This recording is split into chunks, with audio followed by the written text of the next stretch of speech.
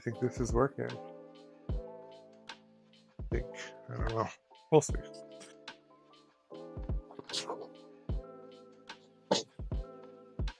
What's up?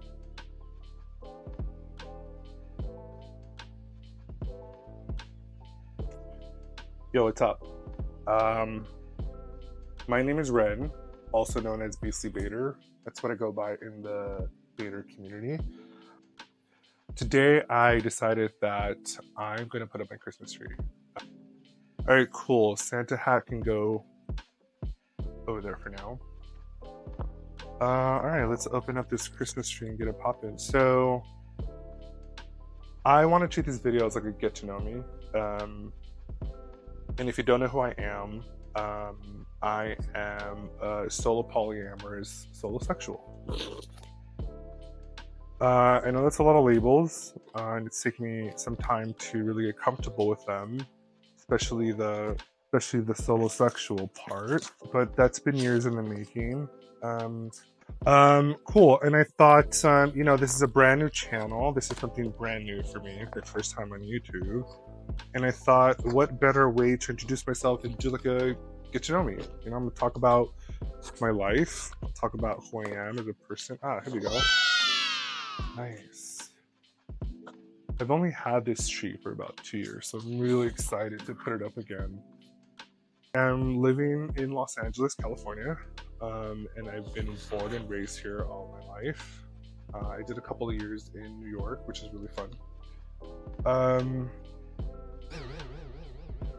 Shit. Okay, let's just start with the base.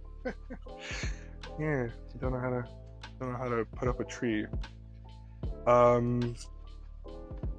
So growing up, I actually never really had a tree. My parents were very religious people and didn't believe in Christmas trees. So this is my way of celebrating Christmas on my own terms. So I'm excited about that. So here we go.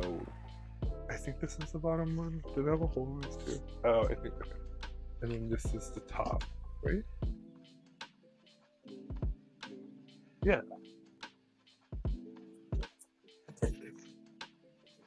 One. Let's see. I've only really had this tree for about 2 years. I believe I got this tree last year or the year before that, so maybe 3 years. I am a solo-polyamorous solosexual. So let's talk about the solosexual part, because that's the part that I feel most comfortable in. And if you don't know what a solosexual is, it's a person that simply loves to have sexy solo times only by themselves. Or with other people, but like no penetration. Maybe that's okay for YouTube.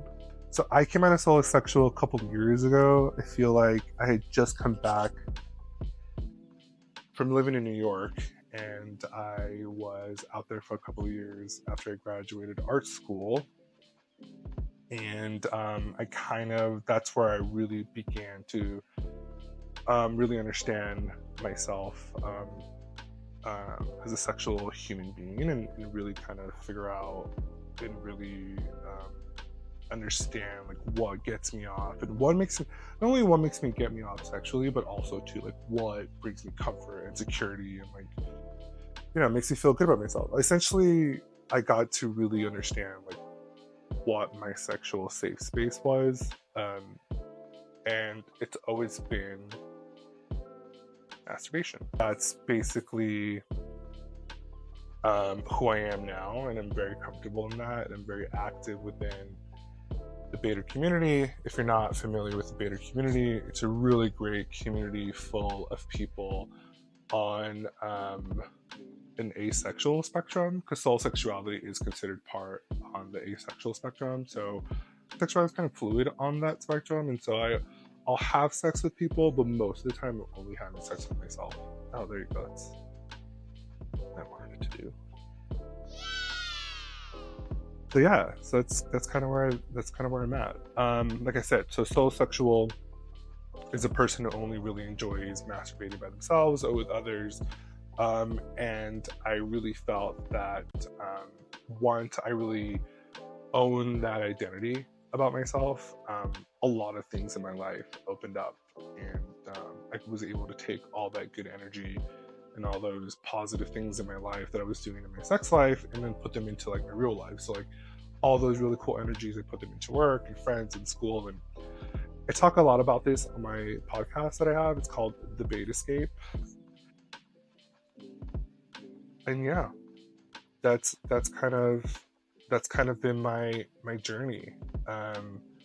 Let's see, I've been living at Solosexual for the past, I don't want to say almost 10 years now. Okay, more like 6. I officially came out of Solosexual in 2017, so I just did the math.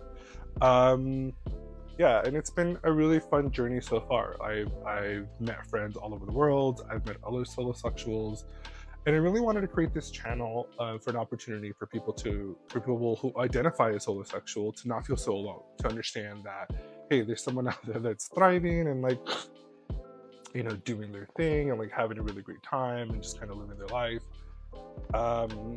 And also too, I wanted to start this channel because there might be people that are struggling with their sexuality. They don't know what solosexual is. They don't know what asexual spectrum is. So this would be a really good opportunity to start a conversation, to you know, begin to show light on a really wonderful community. The Solo-Polyamorous part is pretty new to me, and that's something that I've been studying this year. I also want to say that I'm not like, all the things that I'm talking about in this channel are through lived experience. You know, things that I've read, movies that I watched, music that I listen to, you know, people that I follow. It all just kind of informs, you know, the place that I'm in now. So I encourage you to do the same. You know, this channel could be another resource for you to, you know, make your own decision about who you are as a sexual human being, and I hope it helps. I want to make this channel pretty fun. You know, I don't know what I'm going to do with it, but I do have a lot of interest, and so I want to be able to explore those things on this channel. So some of the things that you'll see on this channel, you'll see me, I don't know, play video games. I'm a huge gamer. I just got into video games this year, and I'm a huge Street Fighter fan. So if you play Street Fighter, look up PlayStation, get at me. What else will you be seeing? I really enjoy cooking. I know the really great recipe for an amazing hard-boiled egg. I'm a huge mental health advocate. I personally have struggled with a lot of mental health. I still deal with a lot of mental health issues today, so that could be something that we could talk about, and I could take you on my mental health journey, because that's really important to me. And I try to keep myself as well that I possibly can. Exercise. I'm trying to get back into like exercise mode, so I might take you with me to go and exercise. Who knows? We'll go do Pilates. I still love doing Pilates. I haven't done it in a while, but I feel like I need to get back on that train. And one of my favorite things to do is to like color. I listen to audiobooks. It's really therapeutic. It's so calming. I encourage you to do it. Trust me. You're gonna love it. I really enjoy writing. I used to write for a blog, and I feel like I missed that part of me. So I might do some writing. I've been thinking about writing a book recently. That's something that's been in the back of my mind. So that could be something we could chat about. The holidays are coming up. I'm not really sure what I want to do for the holidays.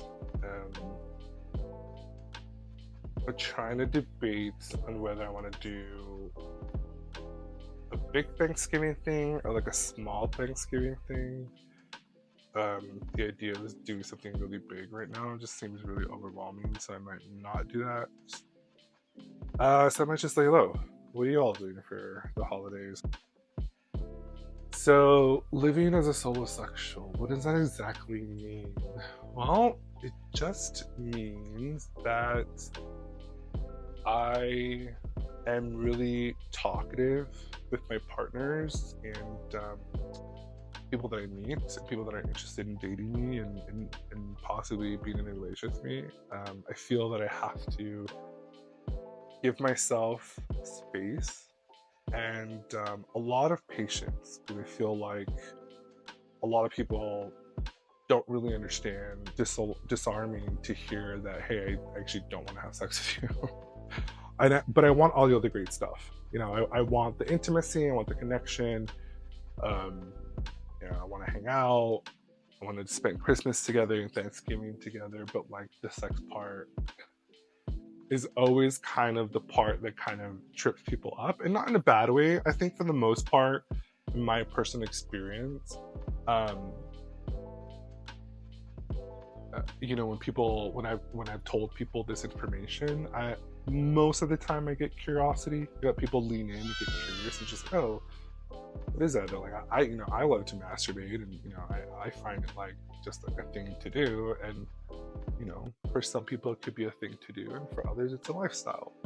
I need to get a star for this actually. So yeah, for like I said, for others it can be a lifestyle. For me, that's what that is. It's a lifestyle. It's what makes me feel good. I use masturbation for so many different aspects of my life, especially as a means to self-soothe. It's really important for me to practice that alone time with myself.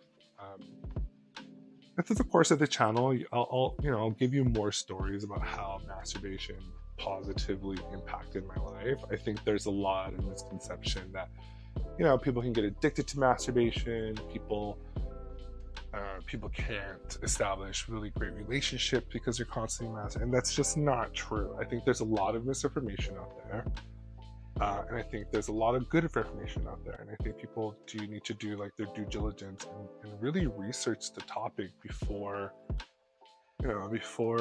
stating any kind of negative facts, because masturbation for me has just been a constant positive in my life. It's something that's really enhanced who I am, and it's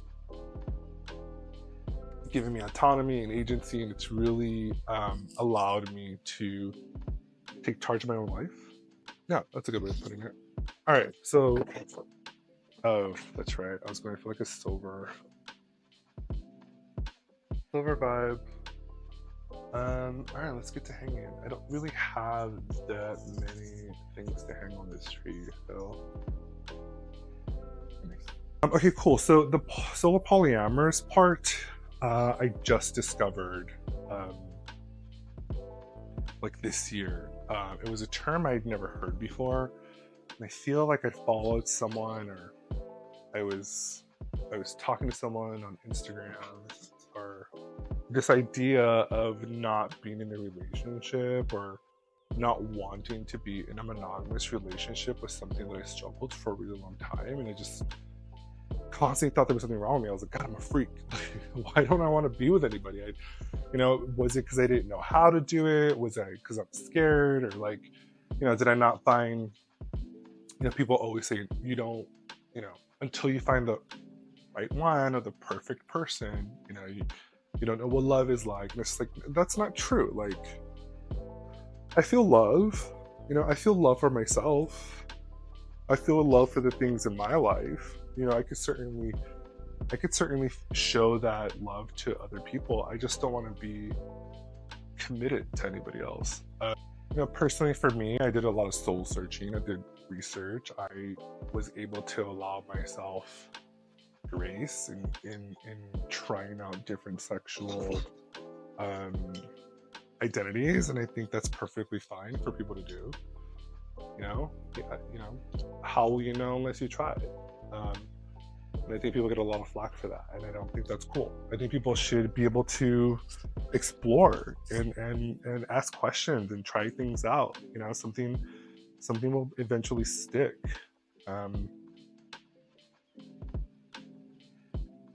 And who's to say, those things could change. What is that? Is that an edge?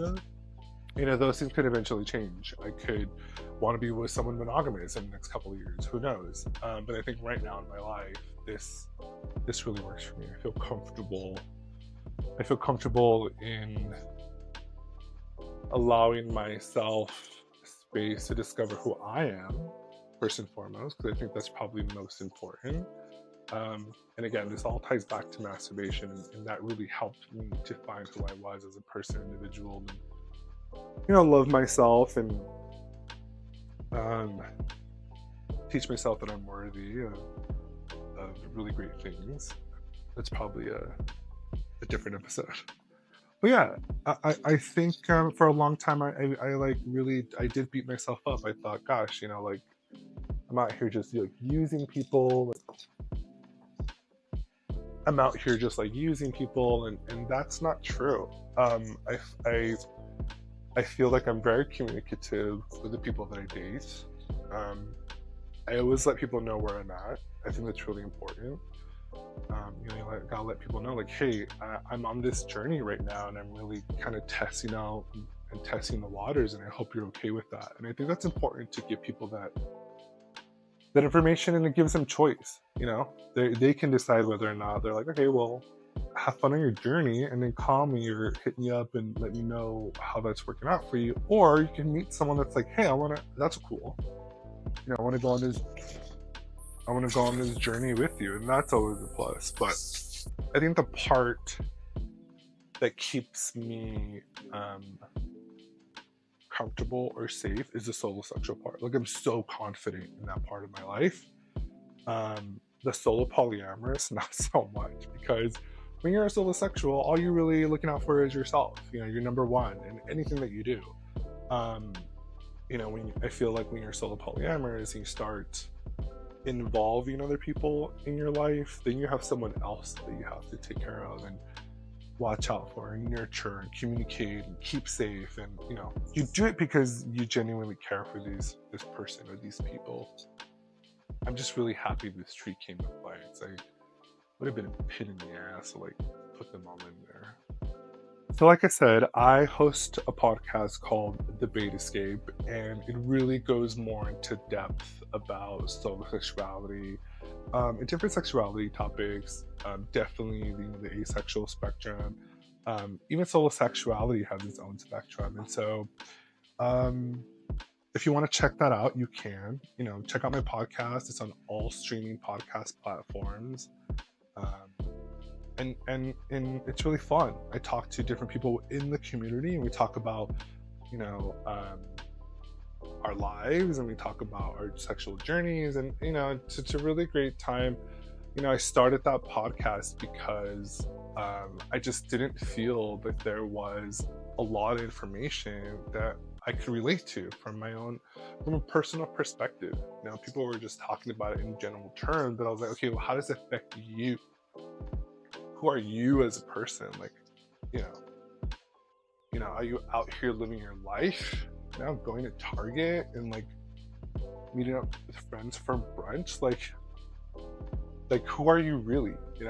That's what I really wanted to know. And I just, I did my search, and there was a couple of people that were really cool and talked about sexuality and things like that, but nothing specific to solosexuality. And I thought, gosh, I could do that. And so I did. I feel like that's hanging to it, right? Look at that. What is that? Yeah, I just want to say that I'm not the expert on solosexuality or solo-polyamory. All the things that I talk about is all coming from a lived experience. It's either the things that I went through, come to a place where I'm really confident about those things, and I'm secure in being able to talk about the things that I want, and not have to be or feel ashamed for living a life that feels authentic to me. And I'm really proud to be in that space. It's taken a lot of work to get there, and I feel really good about it. So I'm excited to share more of my journey with you on this channel, but also to keep it light and fun and friendly, and do really cool stuff. It's just my little corner of the internet, and I think it'd be really fun to um, meet new people and start like a really cool solosexual YouTube family. Oh, I could put it here.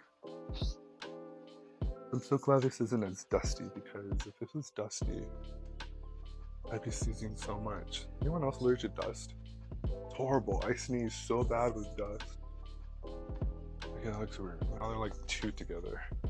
I think one of the main challenges that I have when I tell people that I'm solosexual is that people just automatically assume they don't like sex. Not true. I love sex. I love talking about it. I love doing it with myself, obviously. But I love looking at it. I love having a really fun, smart conversation about sex with people, with friends. I've always really been interested in sex therapy. If I could do it again, if I go back to school, I would definitely go back for like sex therapy work, because I feel like that's really where my interest lies these days. I feel like I want to hang one here, but I feel like it looks really weird. No? Maybe here? Yeah. What about here? That works. Growing up, and even in like junior high, high school, college, like I just never had the urge to be monogamous with anyone. I just never felt it. Like it just didn't feel a right fit for me. I felt like that for a really long time. Even like again, like in high school, junior high, people were pairing up and like being together. I was just like not interested. I was more interested in like books about aliens. Or I grew up thinking about art. I grew up with other different interests. I grew up thinking about photography. I went to art school, and that was an interesting time. Another episode. I'm really at a point in my life where I feel like I can explore the solo-polyamorous part of it, because I feel so confident in the sexual. I feel confident in the solosexual part.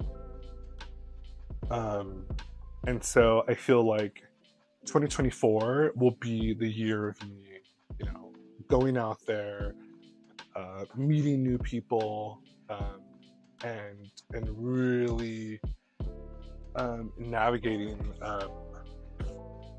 relationship spaces with other people that are into the same thing I am. That to me is what solosexuality is. How about that? I think it looks great. All right, check it out, my Christmas tree. It's all up and lit.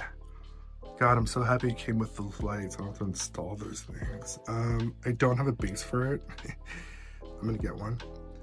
And I don't have a star, so this Santa hat will just have to do. Thanks for watching this channel. I really appreciate it.